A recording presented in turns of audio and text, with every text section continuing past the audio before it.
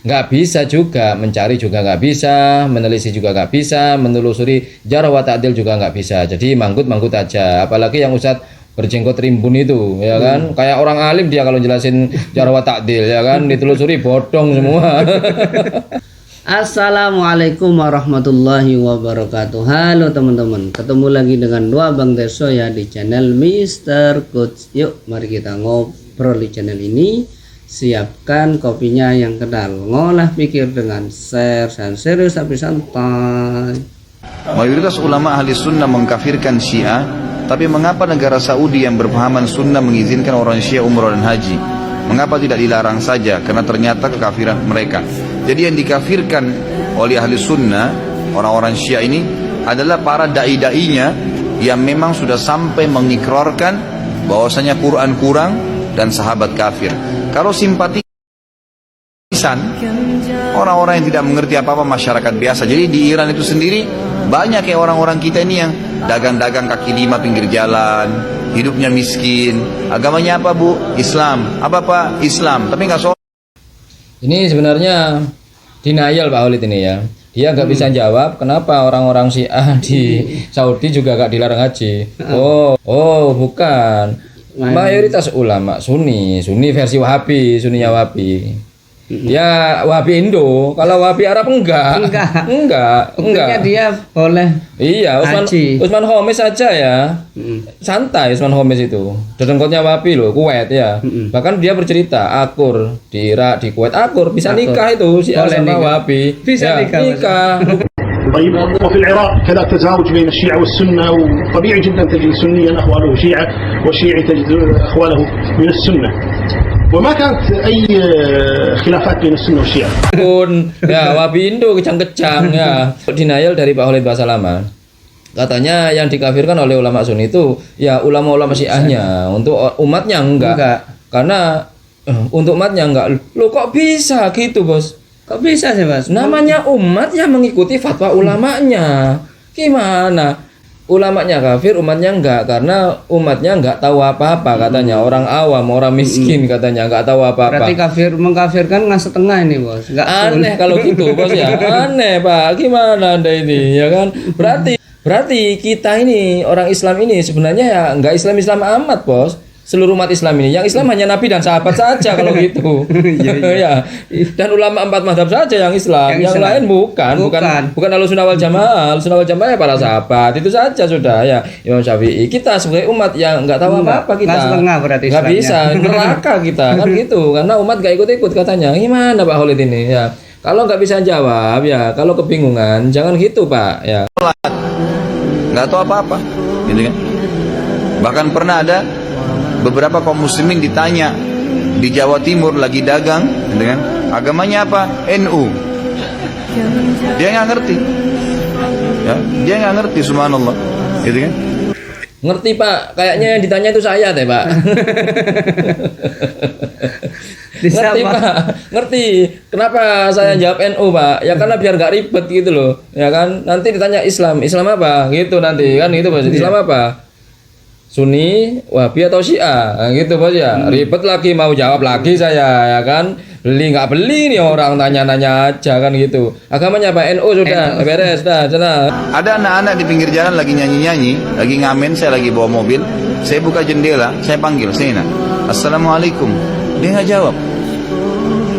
Sini, kamu tahu nggak apa yang saya ucapin tadi? Nggak tahu Pak. Assalamualaikum kamu nggak tahu ya? Kamu agamanya apa? Islam Pak. Ngapain? Assalamualaikum nggak tahu. Bayangkan, mungkin tidak masuk di akal kita ya, tapi ada di tengah-tengah masyarakat, gitu kan ada. Sampai sementara nunggu berapa detik itu saya bilang, nak saya ajarin kamu ya, orang Islam itu mengucapkan salam. Kalau kamu mengatakan Assalamualaikum dapat 10 pahala, warahmatullah 10, wabarakatuh 10.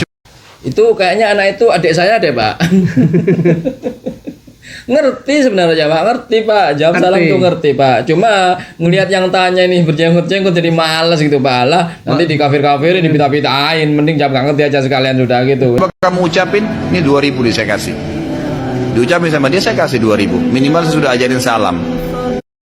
Kan? Terima ngasih 2.000 untuk ceramah, untuk dengerin ceramah 2.000 teman-teman ya. Itu pun bangga Pak Walid ngasih 2.000. Ya kami nggak masalah lah ya ngasih berapa, nggak ngasih juga apa-apa gitu loh, maksudnya. Kok tega Anda cerita ngasih 2.000 itu.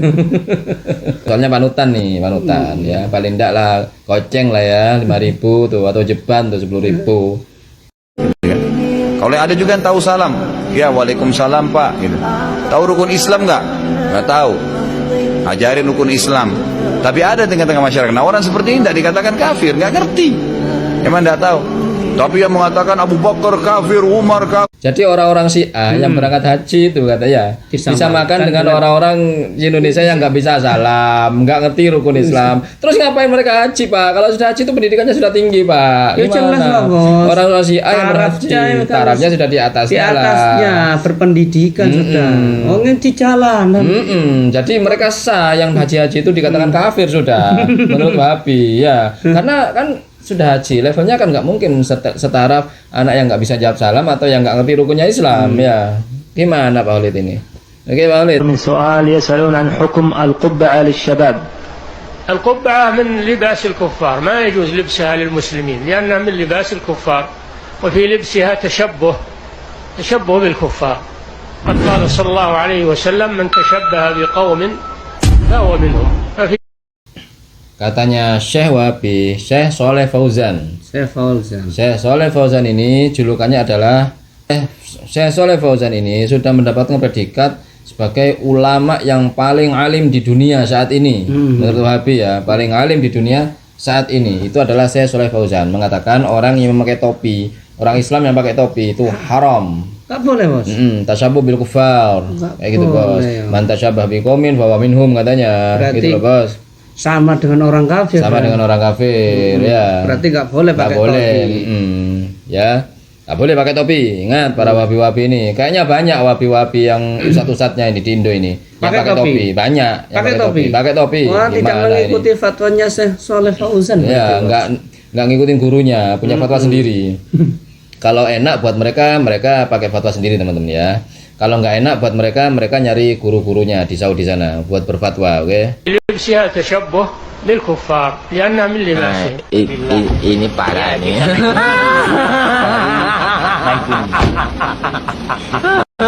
Tenang.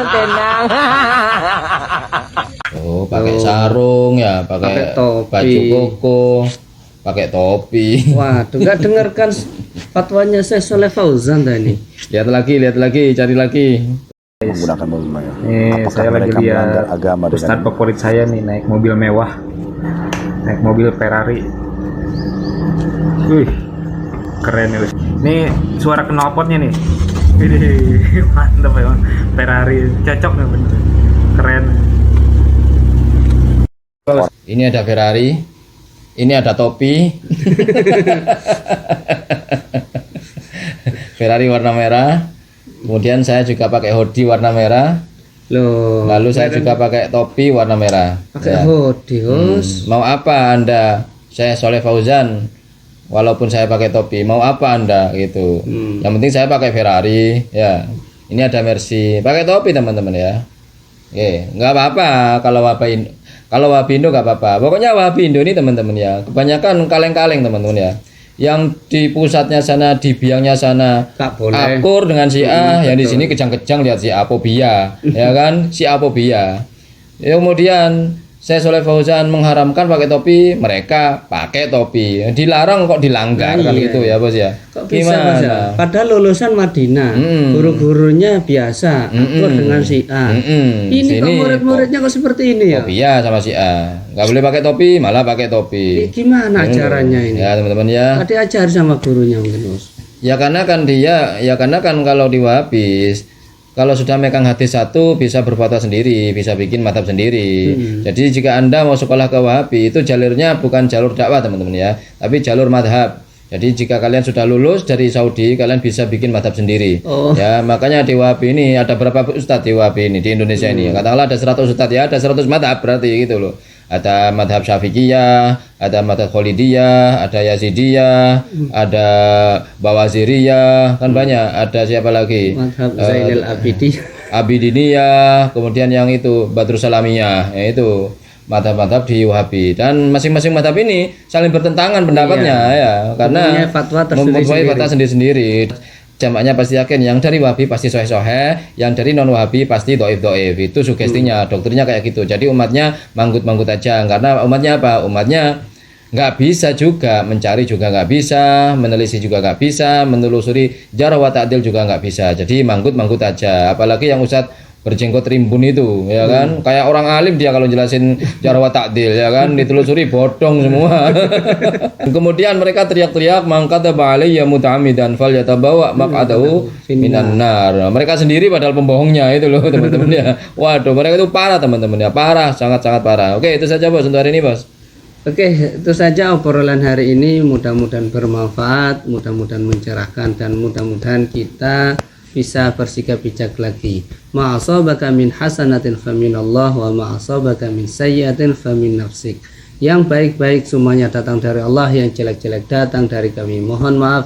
Wa akhiral kalam. Assalamualaikum warahmatullahi wabarakatuh. Waalaikumsalam.